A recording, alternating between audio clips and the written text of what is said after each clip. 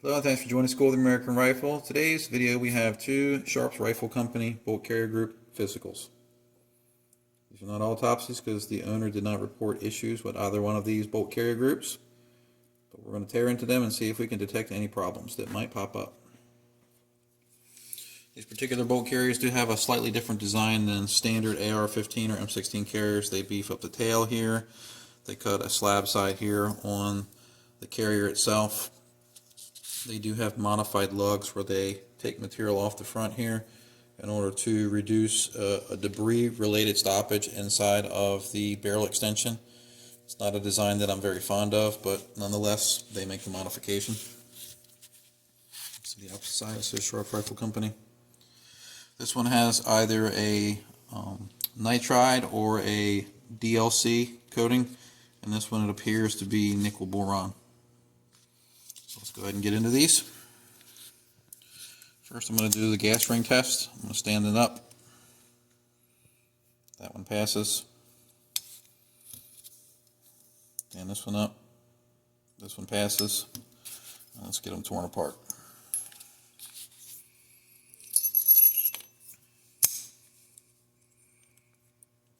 Okay, and pin drop that a little bit too easy on that one.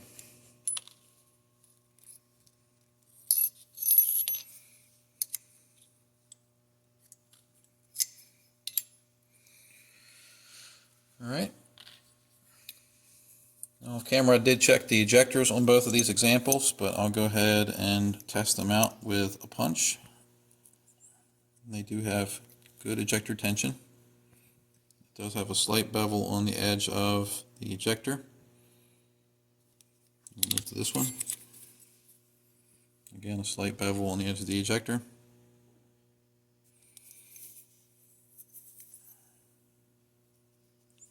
And good tension.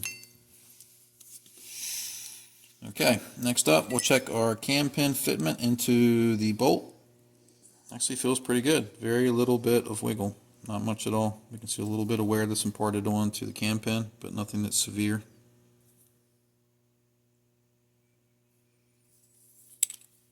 Let's try this one. Very little bit of wiggle.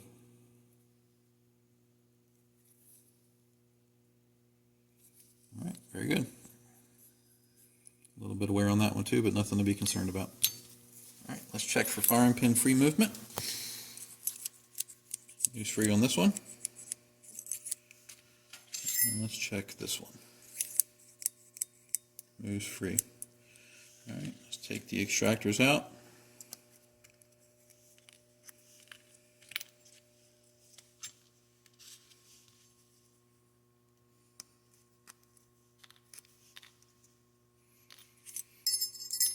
Alright. Something I'm noticing on both of these extractors is they have the donut, but they do not have the insert in the extractor spring. Same thing for the nickel boron one.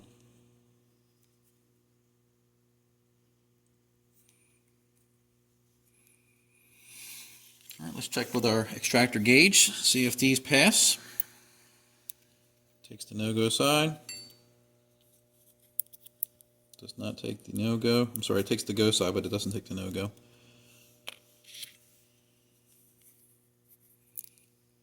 Go side goes in. No-go side does not. We'll set that off to the side. Let's check to make sure that they have free movement, no binding. Very good.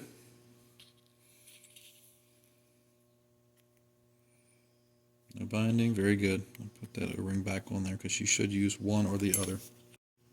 Alright, we had a camera problem, so we had to get started after we just did the little swing test on this and talked about using the insert or the donut. Let's go ahead and check this one. Everything moves freely. We're going to move to magnetism, so let's see if we have anything that's magnetic.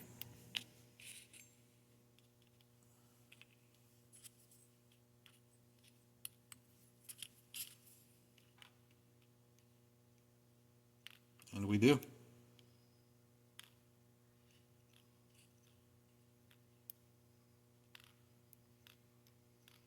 You guys see it picking it up? It's not grease. I'll wipe it off again just to show you. See? So we have a magnetic firing pin. And that one's pretty good. Not a magic trick.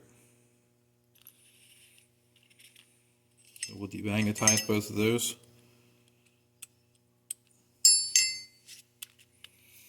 Alright, I'm going to move my laptop away from the demagnetizer because I don't want anything bad to happen.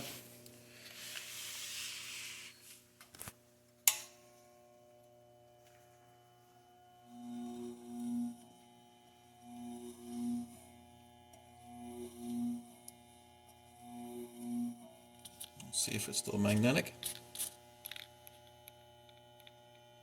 And we got it. That's one. Let's get the other one.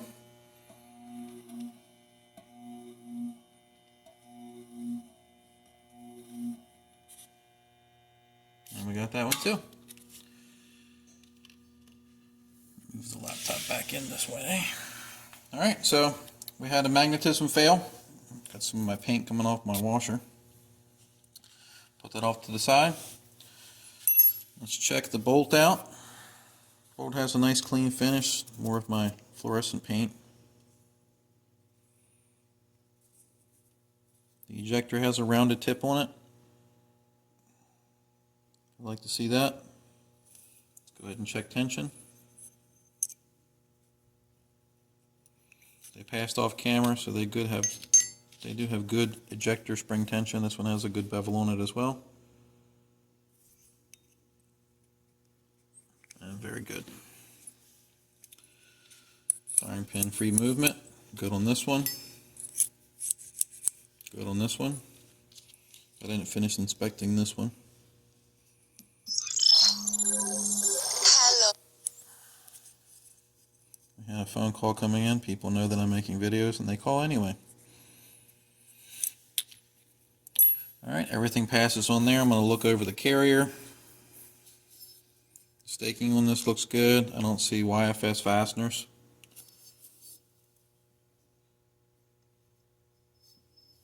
Overall, the finish on it is very good on this. The bolt tail's nice and clean. The belly's nice and clean, very smooth. No rough machining marks. Staking on this one looks good as well. Again, very smooth finish. Let's check our cam pin inside of our bolts to see if we have any excessive slop, and we don't. Very good. Cam pin has a little bit of wear, which is normal for light usage. We'll set that off to the side.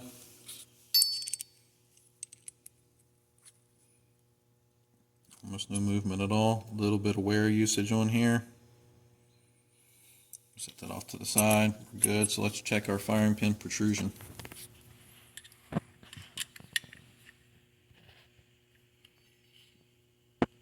Zero it out. 033. That's good.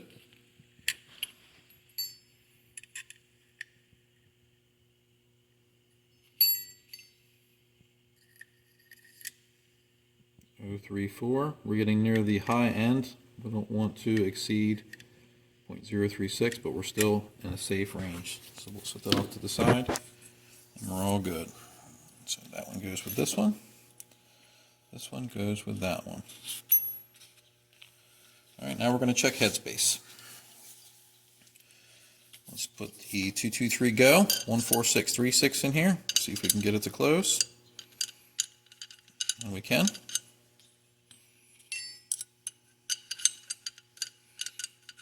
Both up and close. Very good. Let's move to the 14646 gauge.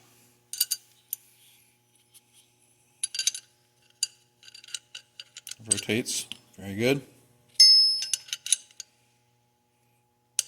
This one's tight. It almost didn't want to close on the 556 go, but it does close. Nickel boron sometimes will build up on the back of the lugs here and cause it to have short headspace along with the coating that's on the surface of the bolt face. But they do pass. Now let's try the field gauge. We do not want these to close or rotate. And it doesn't. It would help if I kept the gauge in there. And it doesn't close or rotate. Very good. Alright, so they both pass headspace checks. Let's go to the bolt tail test. no go in field.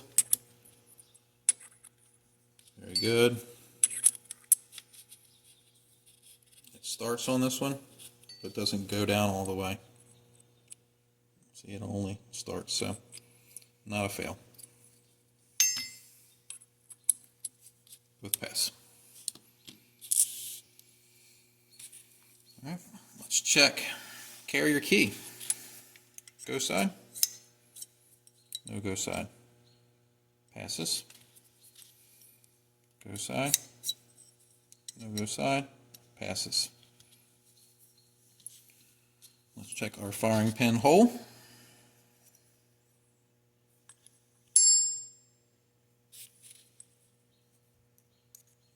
Green side goes.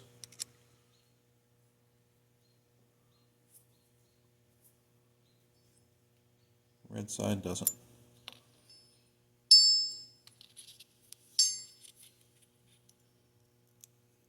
Red side does not go. Green side does. It passes. All right, let's measure for carrier length, but let's make sure we have a clear gas path. And we do.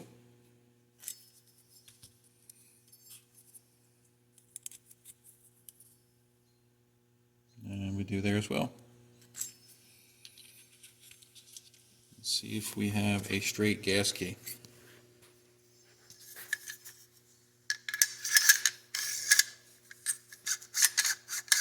That one's good.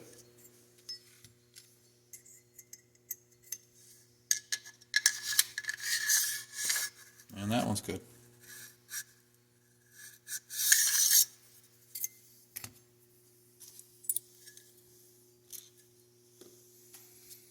So let's measure carrier length.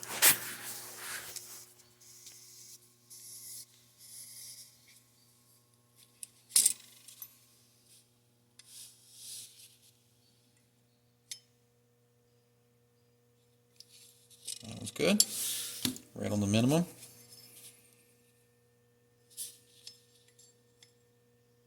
And that one's good, about 0.01 plus.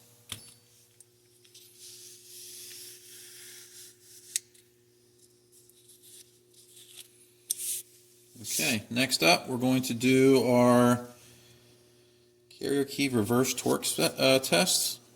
We just did a video a moment ago, so we still have this set to 30 inch-pounds. I'm going to move these over to the vise.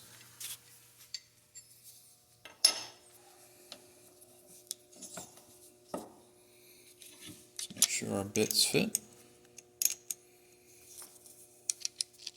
We're still set at 30 inch-pounds. No movement. No movement. The nickel boron one passes. Let's put this DLC or nitride one in there.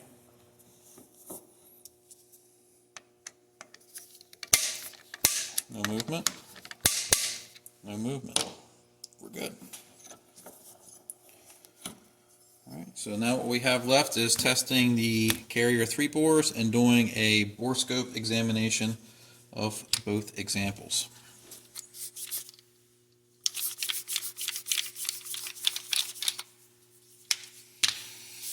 Alright, let's go ahead with the gauges real quick.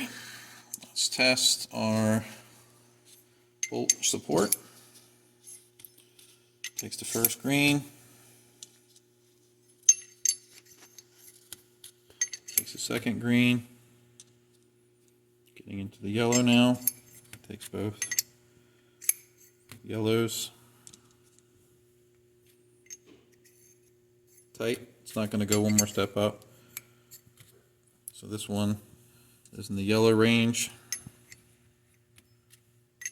Neither one are in the red range for the bolt support ring. All right, let's go to the gas ring run. First green gauge passes with ease. Second green gauge passes with ease. Getting into the yellow, it's getting a little tighter. Feel it. Let's get into the next red gauge. And it does not take the red gauges. So we're in the yellow for both of these. Let's check bolt tail. That one dropped through way easy.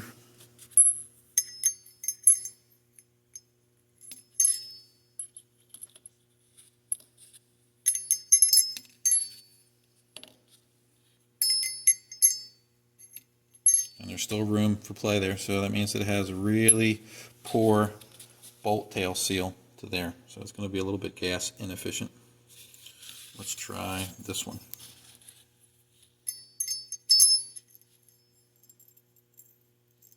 This one won't even take the first one. Extremely tight fit. It's a pretty big variance between the two. I would think that the one with the nickel boron would be a little bit smaller because of the coating making the hole smaller, but it doesn't. So we're going to do our final check with the Borescope. I'm going to come off to the right. Let me turn my camera on. This is the DLC or nitrided carrier. It's going to be very hard to see this. Let me clean this out a little bit because sometimes there's a little bit of dirt and debris and oil and stuff and it makes it hard to see. Show on camera what I'm doing. I'm just using a swab. It's dirty.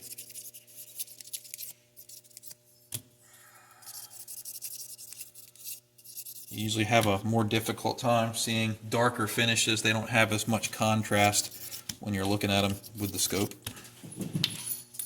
That's the cat in the background being a complete nut job again. He doesn't act like this when the camera's not rolling. Alright, back into the DLC carrier. Let's see if I can focus this a little better. Looks like we have some heavy scratches here from something. Diagonal. Maybe from a gas ring. We have some wear through the finish there. It's going to be really hard to pick up because the inside's so dark. Let me see if I can get some more light. There we go. That's better. So let's go back to the front.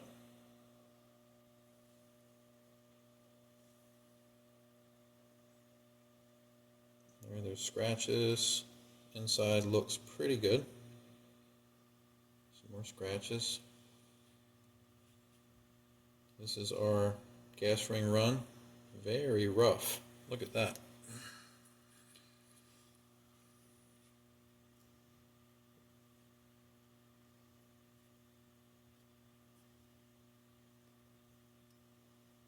Now I'm trying to get into the bolt tail run. And there's the bolt tail run. Again, very rough. You can see some major tooling marks there. Look at that. It's about the worst that I've seen with tooling marks.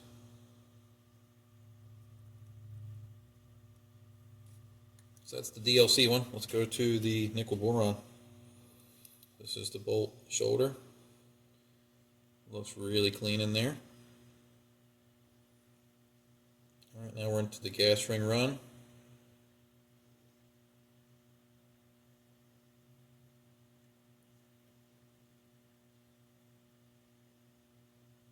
Very clean. That's the gas port for the gas key. And then here is our bolt tail seal.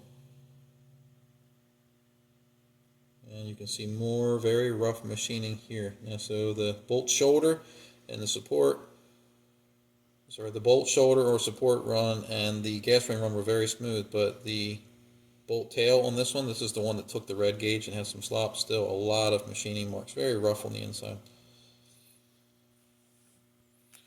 So we are all done with our physical. Overall, everything gauged out fine, except for the nickel boron one. Had a very inefficient seal on the 3-bore that interfaces with the bolt tail. Otherwise, everything checked out. Some rough machining on both of these on the inside of the carrier 3-bore. No issues with the gas key staking or fasteners. They don't have YFS fasteners. Nothing was coming loose. Overall, not a bad review. Like I said, not a fan of the designs on these. I'm not even sure if Sharp Rifle Company is still in business. From what I heard, there was some information floating around. They may not be with us anymore. I have seen many examples of these bolts where they've sheared off lugs before. Supposedly the early iterations had heat treating problems. but I've continued to see them here and there. I'm not sure how old those bolt carrier groups are, but I have seen that. Something I'd like to mention in the video. Try to overlay some of my experience on top of the physical. But both physicals went rather well, I think. Like I said, just some machining deficiencies on the inside of the carrier, but overall very good autopsies. Hope you found this educational, and thanks for watching.